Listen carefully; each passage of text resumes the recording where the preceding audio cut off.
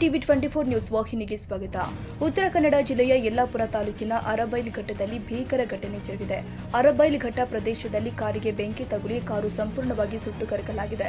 ಹುಬ್ಬಳ್ಳಿ ಕಡೆಯಿಂದ ಅಂಕೋಲಕ್ಕೆ ಬರ್ತಾ ಇದ್ದ ಕಾರಿನಲ್ಲಿ ಈ ದುರ್ಘಟನೆ ಸಂಭವಿಸಿದೆ. ಬೆಂಕಿ ತಗುಲಿದ ಪರಿಣಾಮ ಕಾರಿನ ಚಾಲಕ ಗುರುತು ಸಿಗದಂತೆ ಸುಟ್ಟು ಕರಕಲಾಗಿದ್ದಾನೆ. ಘಟನೆ ರಾಷ್ಟ್ರೀಯ ಹೆದ್ದಾರಿ 52ರ ಮೇಲೆ ನಡೆದಿದ್ದು, ಸ್ಥಳಕ್ಕೆ ಯಲ್ಲಾಪುರ ಪೊಲೀಸರು ಭೇಟಿ ಕೊಟ್ಟು ಪರಿಶೀಲನೆ ಮಾಡಿದ್ದಾರೆ.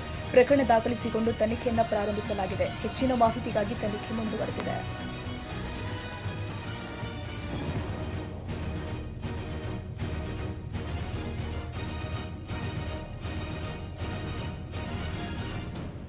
ಕನ್ನಡಿಗರ ಮೆಚ್ಚಿನ ನಿಮ್ಮ ಟಿವಿ 24 ಕನ್ನಡ ನ್ಯೂಸ್ ವಾಹಿನಿ ಇದೀಗ ಟಿವಿಯಲ್ಲಿ ಲಭ್ಯ.